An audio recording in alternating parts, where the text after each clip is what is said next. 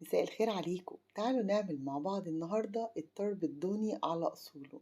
وطبق السعادة ده بجد كان يجنن. هنعمله بطريقة أفخم المطاعم، والطريقة سهلة وبسيطة، وهنشكل معاه بقى مشكل محاشي مع شوية ممبار كده، مع الطرب الخطير، والطبق كده متكامل مش ناقصه أي حاجة. هتتحدي بيه أكبر المطاعم، والطعم حكاية. يلا نبدأ ونشوف عملنا الطبق الجميل ده مع بعض ازاي. هنسمي الله كالعادة وندخل في وصفتنا على طول. معايا منديل ضاني كامل ما شاء الله وحجمه كبير. انا طبعا لسه مخرجاه من الفريزر، فتحسوا ان هو منكمش في البداية، بس بعد كده هيتفرد عادي. ومعايا كيلو من اللحمة المفرومة، طبعا انتي بتحكمي في الكمية زي ما انتي حابة. معايا بقى بصل، فصين توم، شوية من البقدونس، وابتدي اخفق كل ده او افرمه كويس في كبة. كده بقى جاهز معايا خلاص. بابتدي أضيفه مع اللحمة، وفي يعني لقطة كده أنا نسيت أقول عليها، باحط مَلية إيدي كده من البرغل، طبعًا باغسله كويس وباضيفه على اللحمة عشان بيخلّيها ما تكشِّش، ودي طريقة المطاعم برّه. تحس إن صباع الكفتة كده أو الطرب كده إيه بخيره ما شاء الله متماسك كده ويعني مالي مركزه، فده من إضافة البرغل. وبافرم حتة من الليّة وباضيفها برضه للحمة عشان أنا مش هاعملها كلّها بالطرب. طبعًا اللي هي بتطعّم اللحمة وبتدّيها taste حلو أوي. بعد كده بانزل ببهاراتي، معلقة صغيرة مليانة من الملح، شوية من الجنزبيل والقرفة، ورشة حلوة كده من الفلفل الأسود، معلقة مليانة. وبعد كده باداخل المكونات دي كلها مع بعض، بمعنى أصح باعجنها. يعني لازم المكونات دي يا جماعة تتعجن كده وكلها تتداخل، لدرجة إن أنتم ما تعرفوش هي المكونات عبارة عن إيه. وده سر نجاح الكفتة. وبدّي بعد كده الصينية اللي هاشتغل فيها يعني مسحة كده من الزيت. وباجيب بعد كده الsteak بتاع الشيش طاووق، ده بيسهّل عليّا الدنيا، وبيخلّي الطرب بتاعي ما يفُكِّش، وبيخلّي كمان الكفتة محتفظة بقوامها كده. بصراحة بيفرق جدًا كإنِّك جايبة أسياخ بالضبط. باجيب بعد كده الطرب بتاعي وابتدي أفرده، وهابتدي بقى أقطّعه كده. المهم إن الحتّة اللي إحنا هنستخدمها الصح، الجزئية اللي بتبقى مفتّحة كده شوية ومسامها عريضة. إن القطع اللي هي تحسّوها متماسكة أوي دي بتبقى صعب إنها تتعمل طرب. وباجيب كده وأقطّع الطرب بتاعي مربعات. وباجيب الكفتة، يعني أنا مثبّتاها بمعلقة كبيرة، بادّيها كده إيه، مَلْي المعلقة عشان يبقى كلّهم مقاس واحد. وبالفّها بالشكل اللي أنتم شايفينه ده. طبعًا أنا عاملة دلوقتي الطرب بتاعي ما شاء الله الطرباية محترمة كده.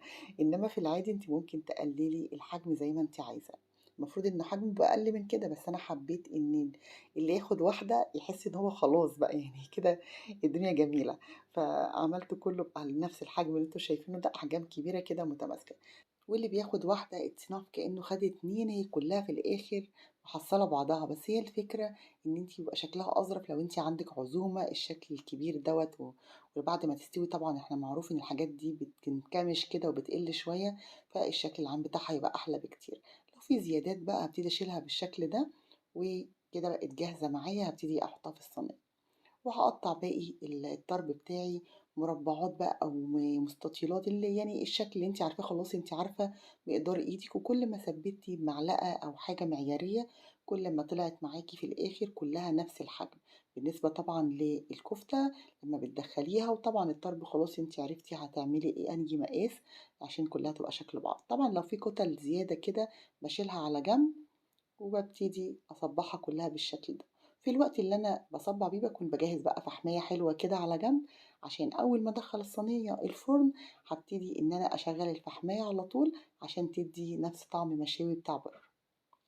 طريقة سهلة وبسيطة ما فيهاش أي مشكلة خالص، هي الفكرة في التكنيك بس أو الطريقة اللي هنستخدمها. ودي كده الطريقة الصح لاستخدام الخل، لا كأنك بتخيطي بالظبط، ماسكة إبرة كده وبتاخديها من تحت للنص لفوق، بتخلي واحدة طرب كده محكومة، وبتخليها ما تفكش لما تدخل الفرن. طبعا مع الحرارة الحاجات دي بتنكمش، ده الطبيعي بتاعها، فبيبتدي اللحمة تخرج بره. كل ما عملناها بالشكل ده كل ما كانت يعني متماسكة كده، محتفظة بقوامها كأنِك بتاكلي أكل جاهز بالضبط. وبعد كده بترصيها في الصينية بتاعتِك. وباقطّع باقي المنديل بنفس الحجم اللي إحنا اشتغلنا عليه، كلّها مربعات نفس الأحجام بالضبط. طبعًا أنا باشتغل على الجزئيات اللي هي مسامها مفتوحة، اللي اشتغلنا عليها في الأول هي دي اللي تنفع للطرب، إنما في أجزاء تانية في المنديل بتبقى يعني اللحم بتاعها كله لازق في بعض أو الدهون كلها متجمعة كده، فدي ما ينفعش تتعمل طرب خالص، دي بنشتغل عليها في حاجات تانية بتدي طعم جميل جدًا، ممكن نستخدمها ونقطعها في طاجن بامية في الفرن مثلًا، ممكن نفرمها مع كفتة لما نحب نعمل، يعني بتنفع في حاجات كتير جدًا بصراحة. وبكده الصينية بقت جاهزة معايا ما شاء الله، ما خدتش وقت خالص، وطبعًا مكوناتها موجودة في كل بيت، ما حطيناش بهارات مختلفة ولا حاجة. بابتدي أسخّن الفرن على حرارة عالية جدًا، أنا باسخّن الفرن مع الشواية عندي، لو اللي عندكم الفرن بيشتغل لوحده بتسخّني الفرن الأول، وبعد كده بتشغّلي الشواية تاخد لون grill. اتبقى معايا صباعين كفتة كده فحطيتهم في ستيك وابتديت ان انا احطهم في النص عشان يستووا كده مع البهارات والبهاريز الجميل اللي نازل من الطرب. ما خدتش وقت خالص في الفرن، يعني كانت نص ساعة وجاهزة معايا بالشكل الخطير ده. شايفين بقى صوابع الطرب جميلة محتفظة بقوامها، حجمها كده يعني يملى العين، والشكل العام بتاعها جميل جدا زي ما قلت لكم لو عملتوا عزومة ولا حاجة. وبكده بقى جاهز معايا طبق السعادة مع مشكل ممبار وشوية محاشي، وبجد الأكلة كانت خطيرة. يا رب أكون وصفتي النهاردة عجبتكم وأسعدتكم زي ما أسعدتني. كانت معاكم سما العرايشي، ولا اللقاء في فيديو آخر إن شاء الله.